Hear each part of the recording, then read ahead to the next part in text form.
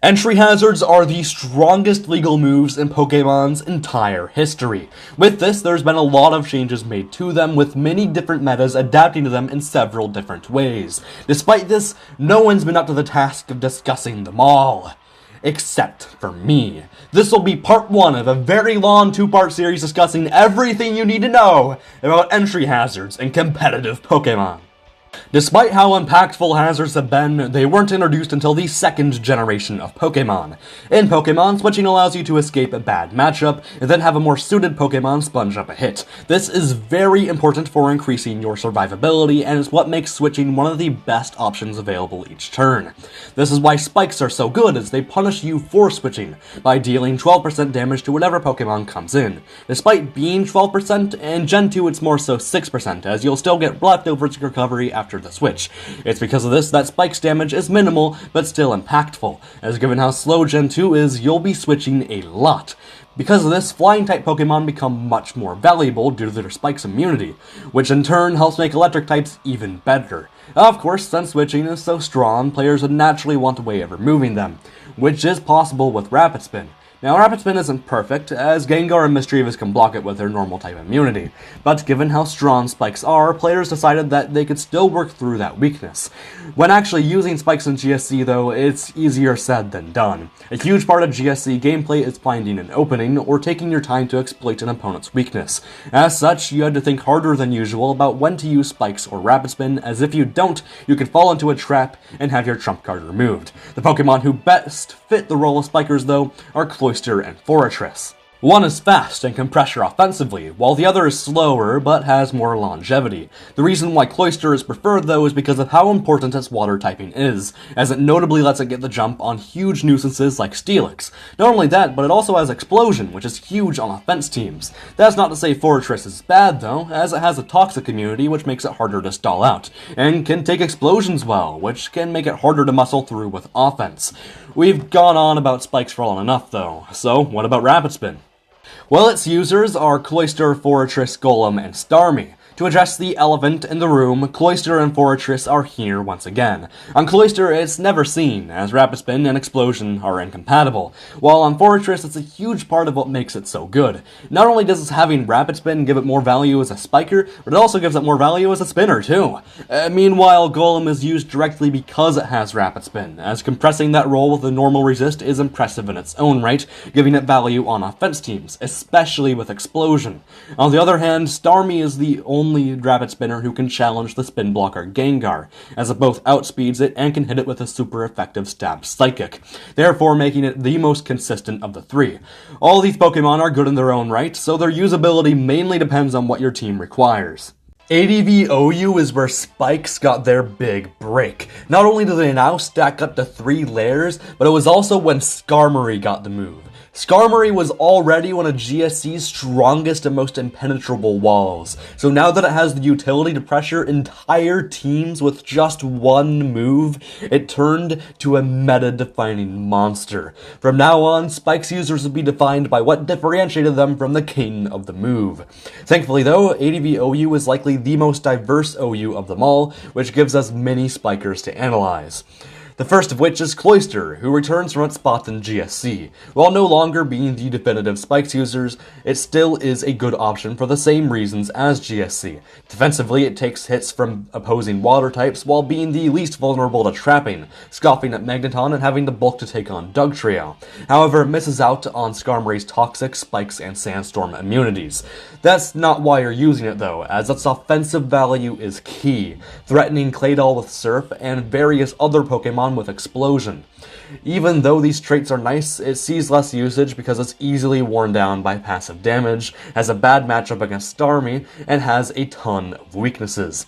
These weren't issues for it in GSC, where its competition was light, but now it struggles to compete, even if it is still a good choice on some more offensive teams who are annoyed at how slow other Spikers are.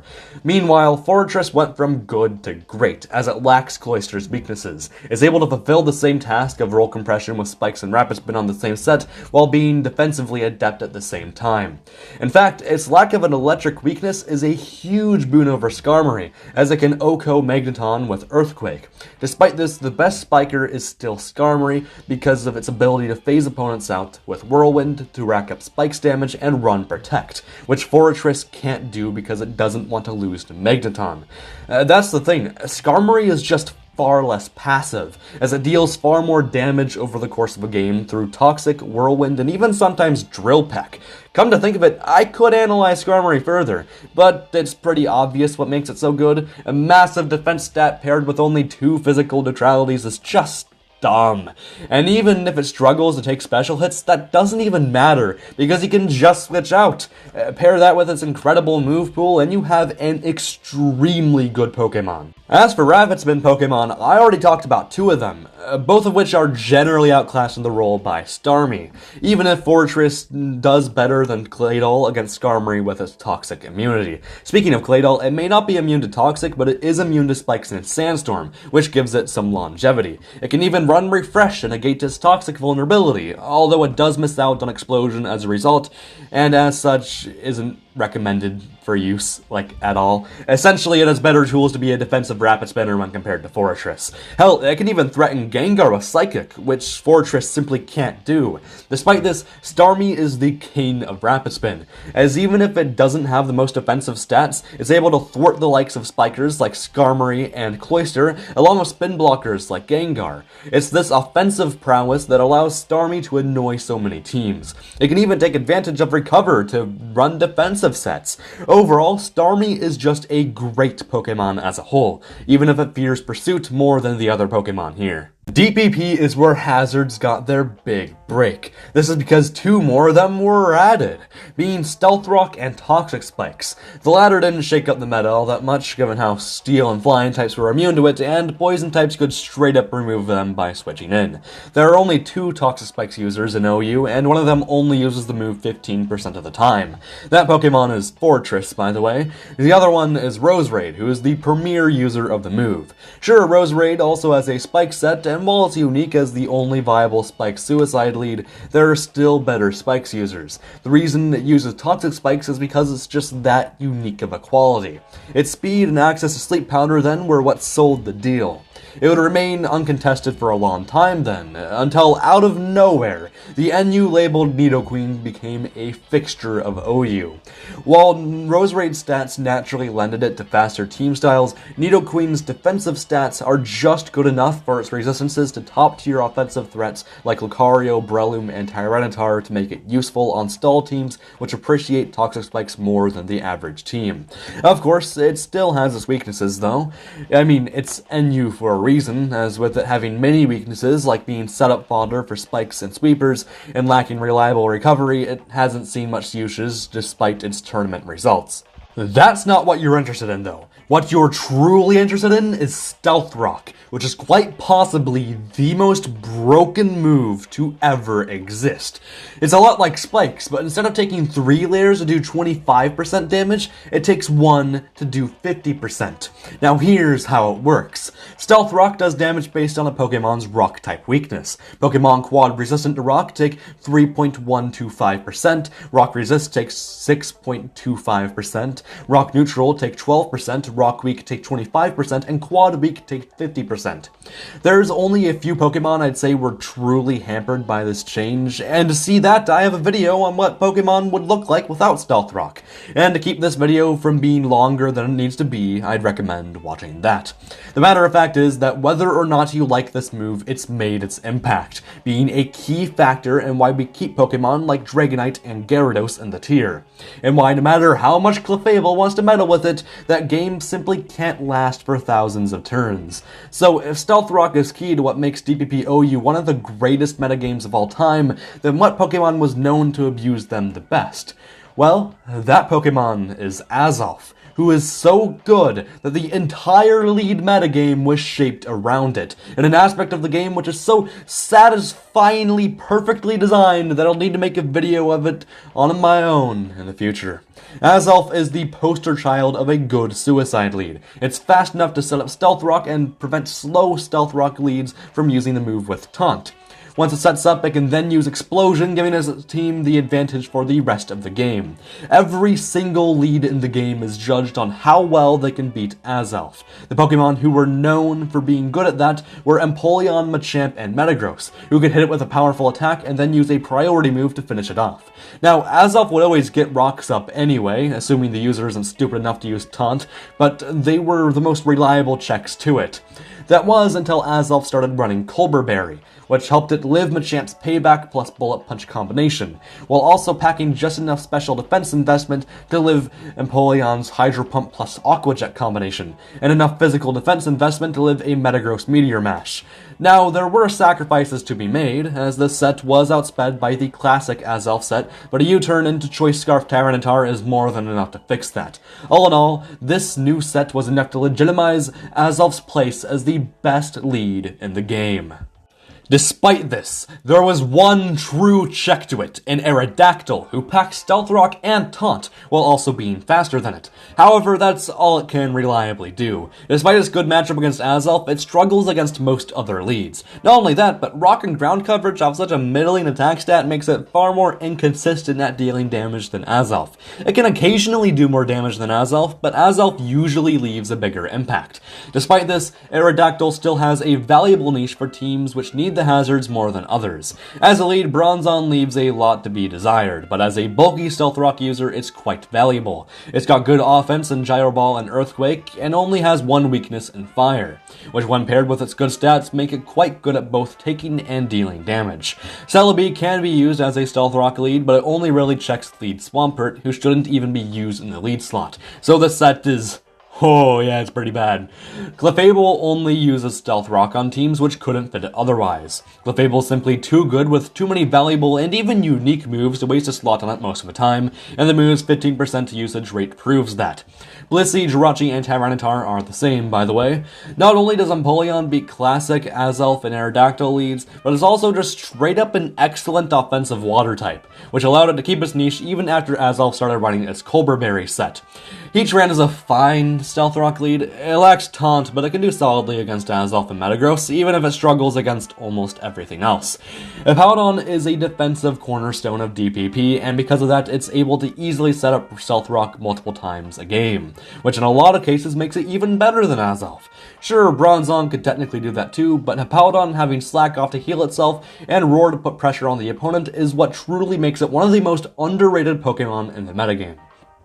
Boasting Fake Out to break focus sashes, Infernape is one of the most unique leads in the metagame. As well as struggles against Azelf and anti-leads like Lucario, it beats Empoleon with Close Combat and Metagross with Fire Blast. It's because of this that, even with its shortcomings, its spot as a lead is still very legitimate, with Stealth Rock of course being the cherry on top. Now it's time for what you've all been waiting for, as Metagross is one of the most enduring leads in the game. A big part of that is not only its ability to beat Azelf, but also that it can be even more offensively potent than it, packing both Great Steel type Stab and Explosion, with the occasional set packing Earthquake as well. Unfortunately, I must address the Donphan in the room, in that just like Bronzong, Metagross is completely walled by the Rotom appliances, which makes it harder to use than Azelf, who can just use U-turn on it. Despite this, Metagross still marks its spot as one of the all-time greats. I know I mentioned Nidoqueen earlier, but Stealth Rock is another big reason to use it. Swampert joins the ranks of defensive Stealth Rock users, as even if it lacks recovery, it makes up for it by only being weak to grass moves and having phasing and roar. Also, it's surprisingly hard to wall if it's using an offensive set, which it does more often. So those are all the Stealth Rock users, but we're not done yet, as Spikers once again are a massive part of the metagame. Yet again, the number of Pokemon who use the move are limited, but as always, they are incredibly important. Of course, there's the previously mentioned Roserade, who acts as the only Spike Suicide lead. But there's also the returning Forretress and Skarmory. Now, Forretress isn't that good in my opinion. Sure, it has some of the best roll compression in the game, being able to use Spikes, Toxic Spikes, and Rapid Spin, but that roll compression makes it unable to deal with phasers and setup sweepers, which is a huge deal when Skarmory and Gyarados are some of the best Pokemon around. Speaking of Skarmory, it manages to yet again be not only the best spiker in the game, but also one of the best hazard setters in the game. Sure, it now has physical weaknesses, but that barely even affects it in the grand scheme of things, as its newly gained access to recovery and roost and ability to threaten fighting types with Brave Bird is huge. So with spikes covered, we now only have Rapid Spin, to which we only have one user of the move to discuss. That user is Starmie, who was the only one to survive the wrath of the Rotom appliances. Now, Rapid Spinners were quite good in ADV, as Gengar was the only spin blocker available. Now, even Gengar, despite being one of the best Pokemon in said metagame, simply didn't have the bulk to consistently challenge the likes of Claydol and Starmie. That's why when DPP added a bulky spin blocker in the Rotom appliances, the Rapid Spinners either needed to do more than just use Rapid Spin, or have a way of beating the Rotom appliances. Guess what? None of them, even Starmie, beat the Rotom appliances. It's with this that Starmie was the only one to survive, as it's the only Rapid Spin user who doubles as a good Pokemon outside of it, as what makes it good in ADV sticks into DPP. While Azelf was the defining hazard setter of DPP in Black and White, that title goes to Ferrothorn, who packs both Spikes and Stealth Rock, while being one of the most bulky Pokemon in existence. It cannot be understated just how good it is. I guess to put it in perspective, I'd ask you, what if Skarmory could take both physical and special hits? Yes, Ferrothorn is broken, as even if it lacks phasing, it makes up for it with Knockoff, which provides excellent utility to your team. Outside of that though, it feels impossible to use words to describe this thing, so let's use comparisons instead. Comparing it to other Spikes users first, Fortress isn't a real Pokemon. While it struggled to stay useful in DPP, in Black and White, I don't even know how it hasn't been labeled OU by technicality. Sure, it has roll compression, but it can't do any of its rolls well to a degree which not even embarrassment could accurately describe. Skarmory, on the other hand, is still useful. Sure, it faces enormous competition with Ferrothorn, but Roost and Whirlwind along with an Earthquake immunity keep it useful. Meanwhile, when it comes to Stealth Rock users, Celebi is one of those Pokemon who slaps on Stealth Rock when a team otherwise couldn't fit it in. The same goes for Excadrill and Heatran. Garchomp can use Stealth Rock to fill a hole in its team, but it can also attempt to be a lead. Using Stealth Rock turn 1 as if it were back in DPP, Garchomp can then try to use Swords Dance and attempt an early game sweep to open up holes for the rest of its team. This set is likely a gimmick, but it sounds like a ton of fun to use. While Gliscor used its support move pool as a stall breaker in DPP, it now uses it as a Stealth Rock setter, being fast and bulky at the same time, with incredible recovery in its Poison Heal ability, making it harder to wear down. Jirachi stands out as the premier Stealth Rock lead on Dragmeg teams, since it's fast, bulky, and has U-turn. These tools are imperative in keeping the offensive momentum of the team style. Not only that, but Jirachi can also use Stealth Rock on specially defensive sets. Landorus Therian is great at setting Stealth Rock in most situations, having the stats and typing to threaten opposing Pokemon and reliably set the move in defensive, Choice Scarf, and lead sets. Terrakion has a Stealth Rock lead set, but Stealth Rock leads just aren't that good if they don't pack U-turn.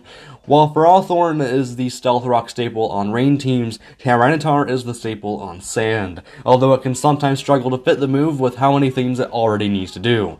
So, that was it. I think one big observation to make is that while many Spikes users face competition with Ferrothorn, Stealth Rock users can be a lot more lenient, as the one turn the setup required allows for far more flexibility on Pokemon which just aren't bulky. So those were the two main hazards in Black and White, but of course Toxic Spikes still exist. Oh wait, they don't, as every OU Pokemon who learns the move doesn't even use it. This is mainly due to power creep, leaving us with more to be concerned about than Nidoqueen stall teams. But it could also be because of the various weaknesses the move has always had. Speaking of moves and weaknesses, Rapid Spin is yet again one of the most important moves in the game. Here, there's 3 viable Rapid Spinners. The most notorious of these is Tentacruel, who is not only one of the most annoying Pokemon to face, feeling like the true final boss after beating Ferrothorn, but it also removes hazards, and does so incredibly consistently, making it one of the best Pokemon in the metagame. The other notable one is Excadrill, who was brought back to OU with the caveat of banning Sandrush, just so that way it could stop the spin-blocking Jellicent from letting spike-stacking teams dominate the meta. The reason why is because Earthquake is very powerful, which allows it to threaten Pokemon while using Rapid Spin at the same time. So if those two Woo stories were positive, then the fall of Starmie would be peak depression, as it lacks bulk and as such couldn't even allow it to fulfill its main niche as a Keldeo check. Rapid Spin just wasn't enough to save it. It's not to say it's bad, it's more so to say that it's a shadow of its former self. So that was it. This is the most effort I've put into a competitive Pokemon video, and I just pray that you enjoyed it. I don't want all this work to be for naught. I suppose it doesn't matter much though. I promised myself that I'll keep trying to make the best videos in the community, so the improvements I've made to my editing would have been made regardless of viewership. Of course, this means that a quality over quantity mindset will be carried on from here on out. So, if the second part of this video takes more than a week to come out, then that's why. With that note made, then, I can finally say goodbye.